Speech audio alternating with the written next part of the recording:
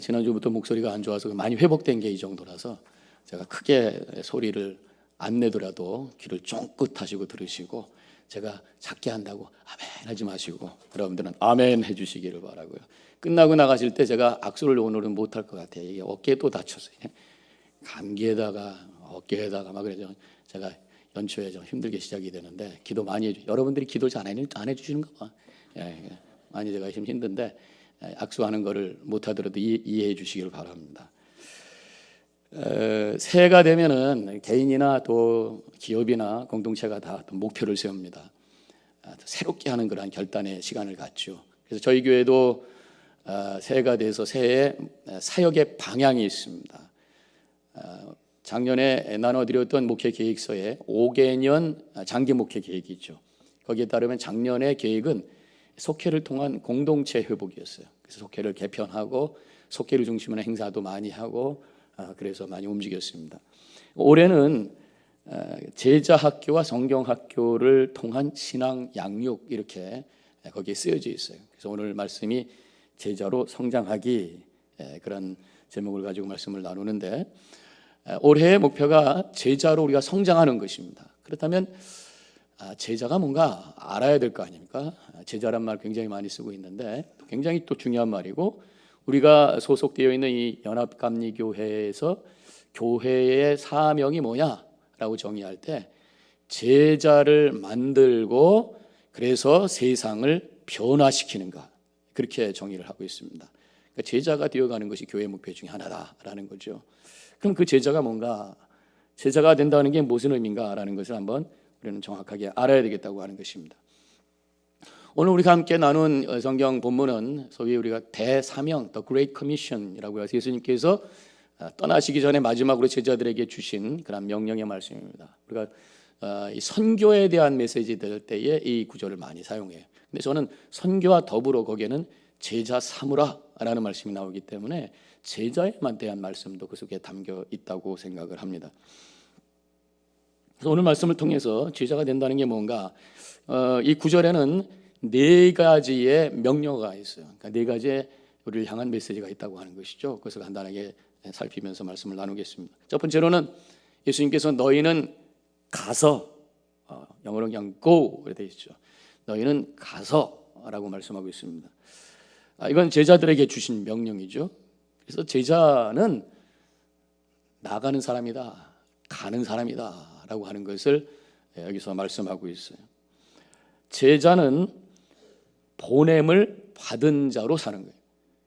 제자는 우리가 평상시의 삶을 살더라도 하나님께서 이곳에 나를 보내주셔서 이곳에 하나님의 뜻을 이루기 위해서 보내주셨다라는 마음을 가지고 사는 것이 바로 제자라고 하는 것입니다. 우리가 믿음을 어떻게 여러분들이 정의하는지 생각을 해보세요. 믿음 그러면 예수 잘 믿어서 구원받고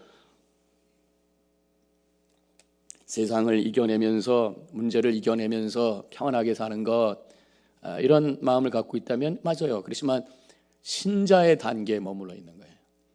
저는 우리 뉴저지 연합교회 성도님들이 저는 기도하는 것은 신자의 단계에서 제자가 되기를 주님의 이름으로 간절히 축원합니다. 제자는 뭐냐? 이제 믿음이라고 하는 것이 하나님이 나를 세상에 보내셨다. 세상으로 나를 보내셨다. 그 세상에 영향력을 끼치고 주님께서 가장 가치 있다고 생각하시는, 말씀하시는 그 영혼을 구원하는 일에 내가 쓰임받는 인생이 되는 것이 바로 믿음이다라고 생각하는 그런 삶을 사는 것이 바로 제자라는 것입니다. 자, 믿음은 제자로서 우리가 살 때 그 믿음이라고 하는 것은 나가는 것이다, 제가 말씀드렸어요. 근데 그 방향을 한번 제가 생각을 해봤어요.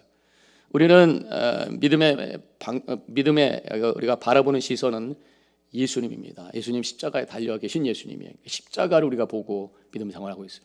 십자가는 두 가지의 방향을 우리에게 보여주고 있습니다. 수직적인 방향과 수평적인 방향. 그래서 우리의 삶의 방향은 늘 이 두 가지의 균형, 두 가지가 항상 함께 있을 때에 그것이 믿음의 삶을 사는 거라고 할 수 있겠죠.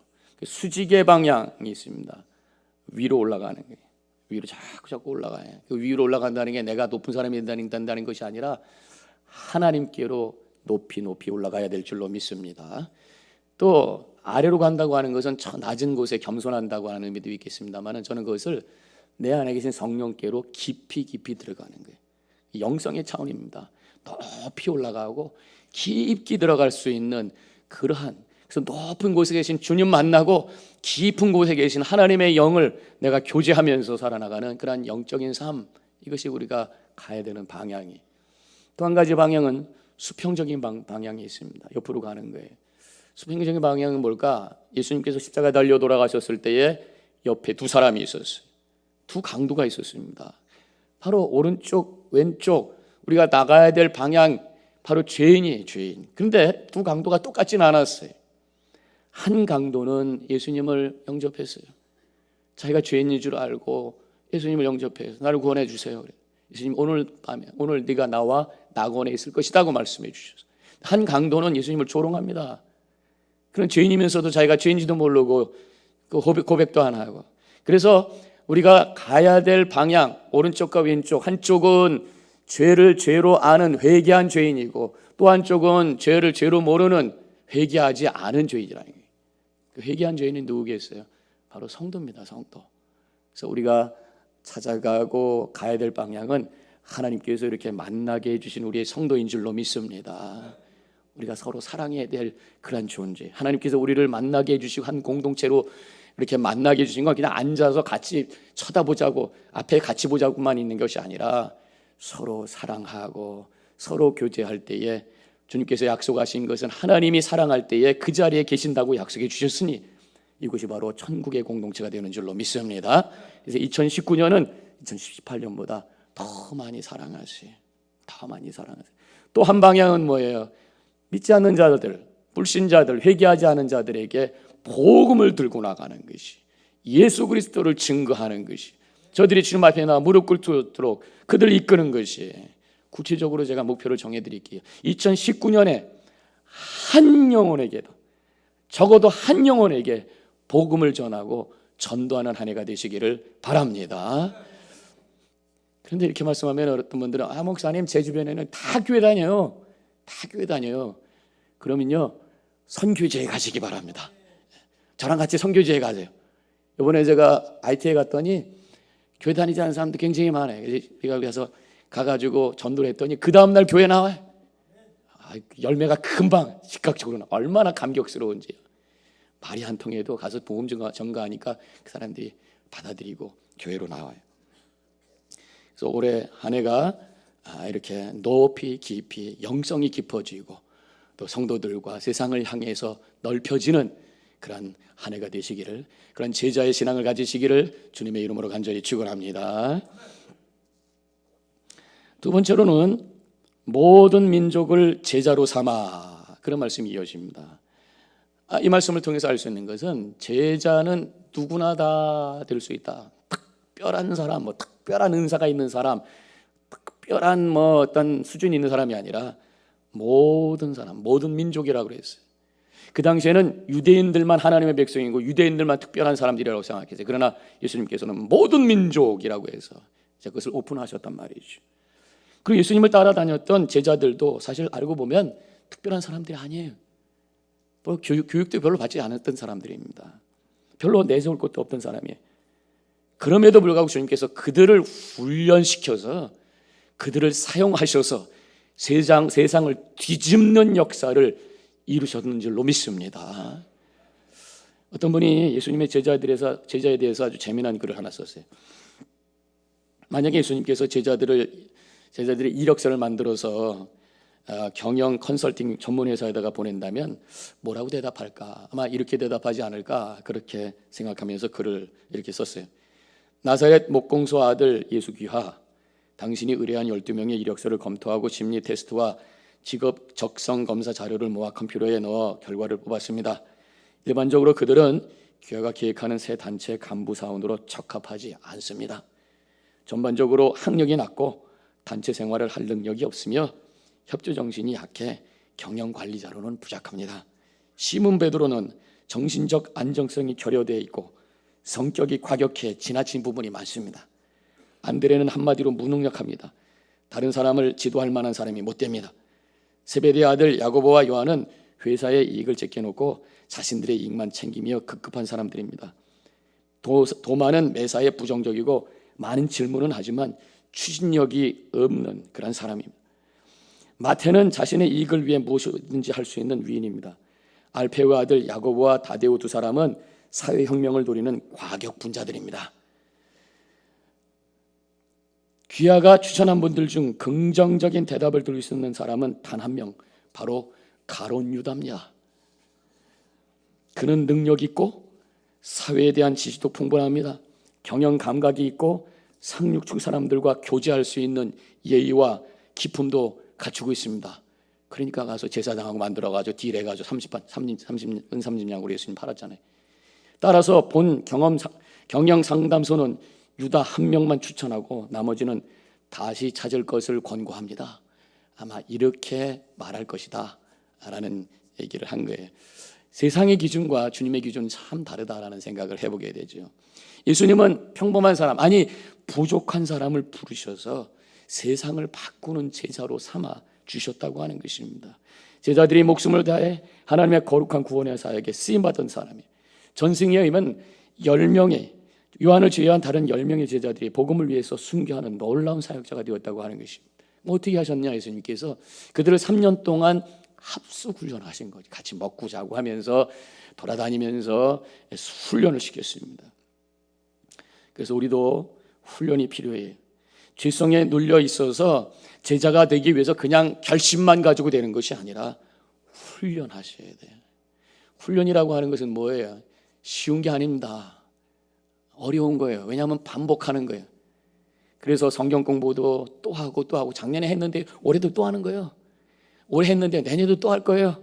자꾸만 해요. 반복하는 거예요. 예배도 또 보고 또 보고. 물론 어떤 분들은 주일 하루 예배 보시면 어떤 분들은 새벽 기도도 오시고 수요일 날도 오시고 금요일에도 오시고 예배 훈련하는 것입니다. 봉사도 훈련이 힘들어요. 그러나 이러한 훈련을 통해서 영적으로 내 안에 체질화가 되고 훈련을 통해 어느덧 믿음이 성장하게 된다고 하는 게 훈련이 필요한 것입니다. 예수님도 훈련을 시켰어요. 그리고 거기서 끝내신 게 아니더라고요. 제자들이 3년 동안 훈련받았지만 마지막 순간에 예수님을 배반하고 도망간 약한 사람이었어요. 근데 그들이 나중에 또 바뀌었어요. 왜? 부활하신 예수님을 만났어요. 그리고 마가다락방에서 성령을 체험했어요.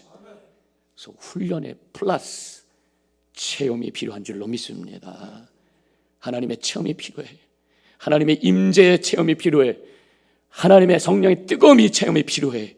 깊은 하나님의 은혜가 내 속에 흘러가는 그 체험이 필요해. 기도를 통해서, 예배를 통해서, 말씀 묵상을 통해서 우리 한 해 주님의 은혜를 체험하는 한 해가 되시기를 주님의 이름으로 간절히 축원합니다. 세 번째, 아버지와 아들과 성령의 이름으로 세례를 주고, 이런 말씀이 나오는데 여기서 깨달아지는 것은 제자는 성장하는 사람이다.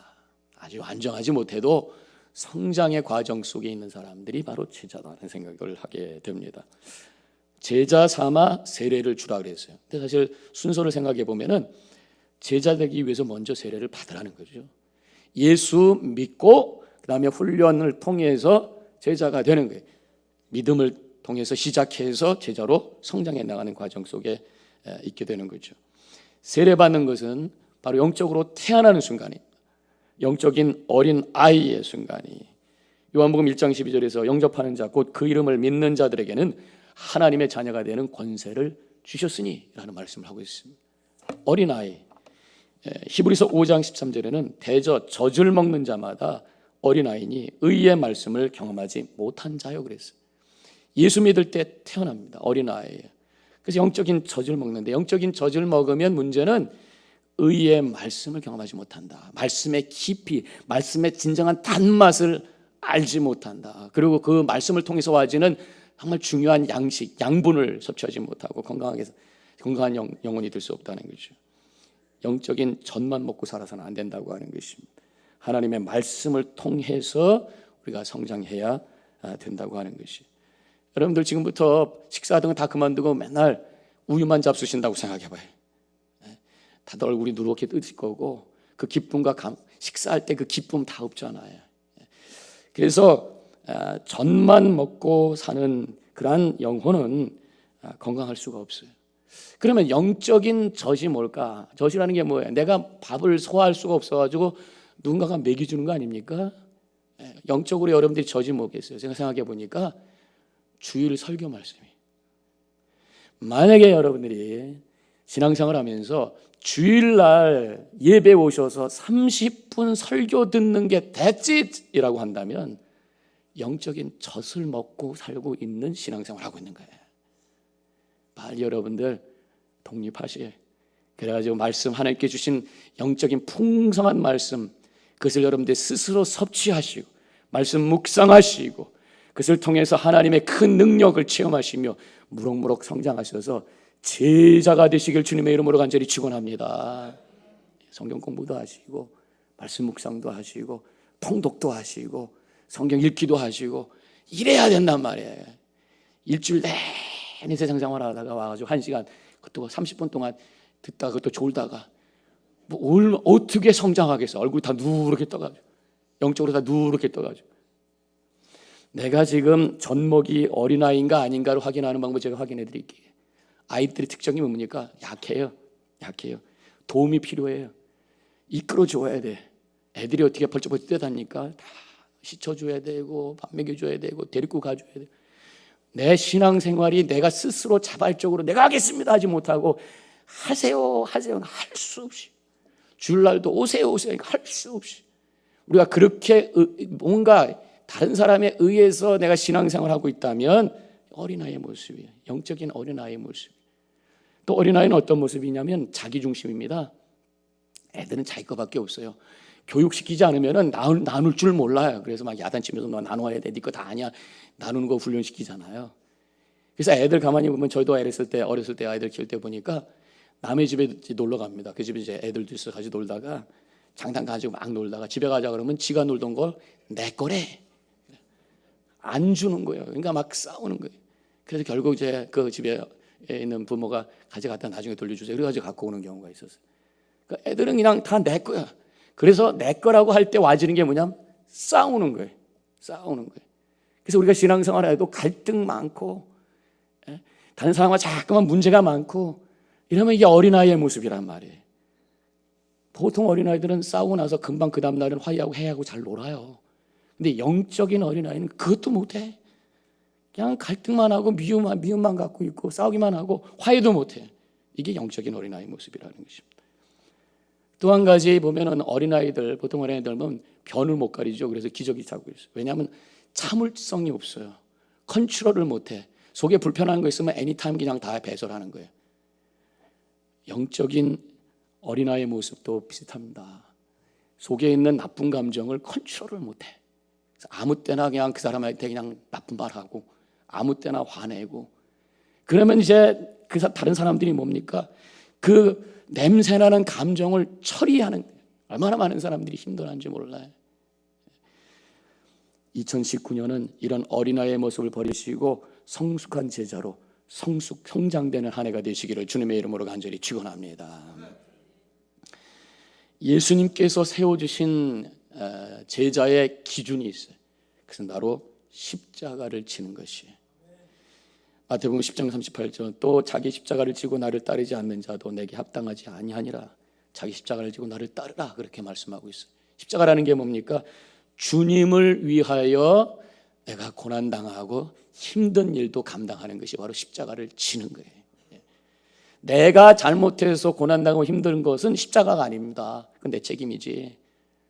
어떤 목사님이 신방을 갔는데 그분이 다쳐가지고 이제 누워 있는데 왜 다쳤는가 봤더니 구두방에서 구두를 훔치다가 구준하게 걸려서 구두를 얻어맞았어.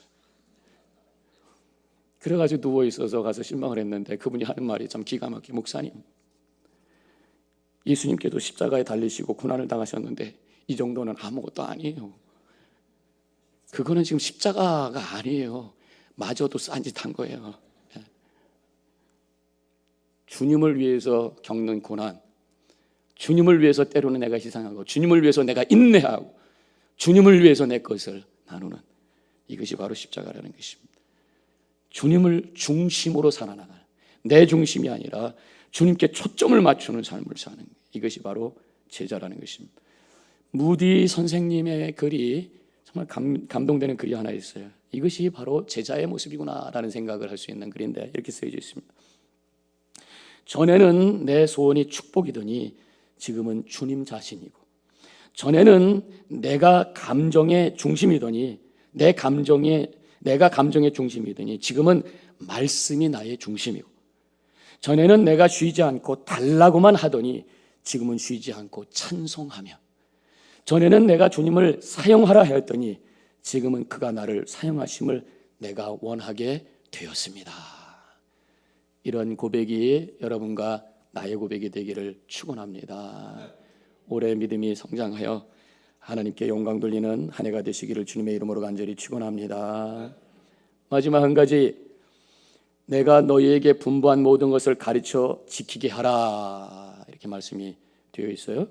이 말씀에서 알 수 있는 것은 제자가 되기 위해서는 말씀을 배우고 지켜야 되는구나. 말씀을 통해서 내가 제자로 성장할 수가 있구나. 말씀이 아니고서는 제자로 성장할 수가 없다고 하는 것입니다. 그래서 올해 우리가 제자로 성장하는 것을 목표로 세웠기 때문에 우리 교회에서 하는 것은 바로 이 말씀에 대한, 말씀을 배우고 나누는 일을 더 열심히 하려고 그래요. 담임 목사 코너에 올해 제자 훈련에 대한 기록을 제가 썼습니다만 다시 제가 말씀으로 드리면 4가지를 정리할 수 있어요. 한 가지는 사순절 기간 동안에 우리 집중 속회가 있습니다. 작년에는 신약 통독을 했습니다만 올해는 제가 제목을 멋있게 정했어요. 40일의 위대한 실험. 한번 신앙도 실험해보자 그런 얘기예요. 이렇게 한번 살아보자. 40일 동안, 사순절 동안 어떤 목표를 세워가지고 그렇게 살아봐. 그래서 그것이 하나님의 얼마나 큰 은혜를 시험할 수 있는가라고 하는 것을 한번 실험해보자. 그런 차원으로 준비를 하고 있습니다. 영적인 훈련의 시간이. 5월부터는 제자학교를 오픈하고 성경학교를 오픈합니다. 그래서 예수 제자반, 작년에 한 70여 명이 참석하셔서 은혜 많이 받았는데 우리 교회 지금 참석하시는 주일날 참석 인원이 400명이 넘어요. 아직도 3분의 2가 아직도 안 하셨어요. 참석하시고, 또 모세 오경 통독반을 세워서 성경을 함께 읽으면서 은혜를 나누는 그런 시간을 가지려고 합니다. 9월부터는 수요 예배에 성경 전체를 3가지 차원, 그래서 이름을 트리니티, 삼위일체, 3가지가 하나가 된다라는 차원의 트리니티 성경 공부를 개강해서 함께 말씀을 배워가려고 해요. 4번째로는 올해 3번 이상이 될 것 같습니다. 이게 단기 선교 프로그램을 준비해서 여러분들에게 알려드리겠습니다. 단기 선교를 통해서 그 선교를 위해서 준비하고 가서 은혜 받고, 이것이 정말 프랙티컬한 우리의 신앙의 성장을 주는 제자 훈련이 될 수가 있다고 하는 것이. 제자는 영어로 disciple입니다. disciple은 영어에 디스플린이라는 단어에서 나왔어요. 디스플린은 훈련이죠. 훈련을 통해서 제자가 되는 것이, 그냥 되는 것이 아닙니다. No pain, no gain. 뭔가 좋은 것들은 어려움의 과정을 통해, 단련의 과정을 통해서 만들어진다고 하는 것입니다. 그래서 제자로 성장하기 위해서 훈련이 필요하고, 아까 말씀드렸던 것처럼 체험이 필요해요. 말씀 훈련, 사역 훈련, 그리고 깊이 기도하시고, 또 찬양, 예배를 통해서, 찬양을 통해서 하나님의 임재의 체험을 통해서 제자로 성장하시는, 그래서 2019년 어린아이의 신앙을 버리고 성숙한 제자가 되어서 하나님께 영광 돌리는 모든 성도님들이 되시기를 주님의 이름으로 간절히 축원합니다. 기도하십시다.